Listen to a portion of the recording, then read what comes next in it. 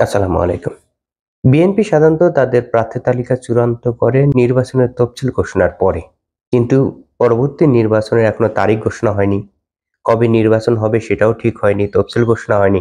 কিন্তু বিএনপি তাদের প্রাথমিক তালিকা ঘোষণা করে দিয়েছে। অর্থাৎ পরবর্তী নির্বাচনে বিএনপির টিকিটে কারা কারা নির্বাচন করতে পারেন তার সম্ভাব্য তালিকা ইতিমধ্যে ঘোষণা করে দিয়েছে। ৩০০ আসনে করেনি, অধিকাংশ আসনে করেছে। এখন কথা হলো, এত আগে বিএনপি কেন তাদের প্রার্থী তালিকা ঘোষণা করলো? এই ঘোষণার ফলে বিএনপি তো আসলে অনেকগুলো ঝুঁকির মধ্যে পড়েছে। এই ঝুঁকি আসলে বিএনপি কেন নিল? স্বাভাবিকভাবে বিএনপি যেটা করত, তফসিল ঘোষণা হলে যেখানে যেখানে যেসব প্রার্থী নির্বাচন করতে আগ্রহী তারা মনোনয়নপত্র সংগ্রহ করত, সেগুলো জমা দিত। তাদেরকে নিয়ে আসন ভিত্তিক সভা করত এবং সবাইকে বলতো যাকে মনোনয়ন দেয় না কেন সবাই যাতে তার পক্ষে কাজ করে। তাদের কাছ থেকে কমিটমেন্ট নিত, তারপরে একজনকে মনোনয়ন দিত, বাকিদেরকে মনোনয়ন প্রত্যাহারের জন্য বলতো। এটা যেহেতু নির্বাচনে কয়েকদিন আগে হতো, তাই যারা যারা মনোনয়ন বঞ্চিত হতো তারা মনক্ষুণ্ণ থাকতো। কিছু কিছু ক্ষেত্রে স্বতন্ত্র প্রার্থী হতো, এর বাইরে কিছু করতে পারতো না। অর্থাৎ অন্য দলে গিয়ে যুক্ত হয়ে সেই দলের হয়ে নির্বাচন করা, এই সুযোগটা কম থাকতো। কিন্তু এখনো তো নির্বাচনে অনেক সময় বাকি।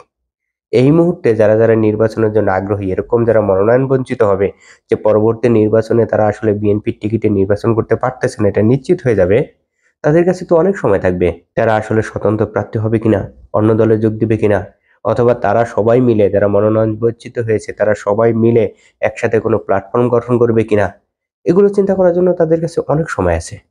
অর্থাৎ বিএনপি অনেকগুলো ঝুঁকির মধ্যে আছে। একটা হলো দলের অভ্যন্তরে মারামারি হতে পারে, সংঘর্ষ হতে পারে। যারা মনোনয়ন বঞ্চিত হয়েছে তারা স্বতন্ত্র প্রার্থী হতে পারে। এমনকি দল ভেঙে যাওয়ার সম্ভাবনা আছে। বিএনপি এতগুলো ঝুঁকি নিয়ে এই মুহূর্তে কেন প্রার্থী তালিকা চূড়ান্ত করলো? আমার কাছে মনে হয় এই ঝুঁকি নেওয়ার দুটি কারণ থাকতে পারে। একটা হলো, জামায়াতের একক প্রার্থীরা দীর্ঘদিন ধরে মাঠে কাজ করে যাচ্ছেন, প্রচার করে যাচ্ছেন, প্রচারণা চালিয়ে যাচ্ছেন। বিএনপি থেকে একাধিক প্রার্থীরা প্রচারণা চালাচ্ছেন, কিন্তু যেহেতু মনোনয়ন পাওয়ার পূর্বে এই প্রচারণাগুলো খুব বেশি শক্তভাবে হয় না, তাই বিএনপির প্রার্থীরা খুব সিরিয়াসলি এই প্রচারণাগুলো চালাচ্ছিলেন না। স্বাভাবিকভাবেই মনোনয়ন যেহেতু নিশ্চিত না, সিরিয়াসলি প্রচারণা চালালে তখন যদি মনোনয়ন না পায় মনক্ষুণ্ণ হবে। তো এই মুহূর্তে প্রার্থী তালিকা ঘোষণা করলে বা প্রার্থী চূড়ান্ত করে দিলে তারা সিরিয়াসলি প্রচারণা চালাবে। বিএনপি যে জামাতের থেকে প্রচারণায় পিছিয়ে পড়তেছিল, সেগুলো কিছুটা কাভার হবে।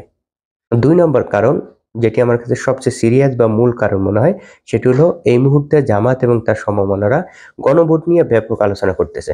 সরকারের উপর একটি চাপ সৃষ্টি করতেছে, সরকার যাতে জাতীয় সংসদ নির্বাচনের আগে গণভোট দেয়। এই মুহূর্তে যদি বিএনপি প্রার্থী তালিকা ঘোষণা করে, এই প্রার্থীদের নিয়ে আলোচনা শুরু হবে, যার ফলে গণভোটের এই আলোচনাটা চাপা পড়ে যাবে। তাই বিএনপি এই মুহূর্তে প্রার্থী তালিকা ঘোষণা করতেছে এবং সম্ভবত বিএনপি আরো একটি বার্তা দিতে চায় যে তারা ইতিমধ্যে প্রার্থী ঘোষণা করে দিয়েছে। জাতীয় সংসদ নির্বাচনের জন্য তারা খুব বেশি সিরিয়াস, সরকার যাতে অন্য কিছু চিন্তা না করে। আমার কাছে মনে হয় এই দুটি কারণেই বিএনপি তড়িঘড়ি করে এই মুহূর্তে প্রার্থী তালিকা ঘোষণা করেছে। কিন্তু এই প্রার্থী তালিকা ঘোষণার পরে বিএনপির অভ্যন্তরে যে ঝামেলা তৈরি হবে, বিএনপির মনোনয়ন বঞ্চিতদের মধ্যে যে সমস্যা তৈরি হবে, সেই সমস্যা যদি কেন্দ্রীয় বিএনপি ঠিকভাবে ম্যানেজ করতে না পারে, তবে এর সরাসরি প্রভাব পরবর্তী নির্বাচনে পড়বে।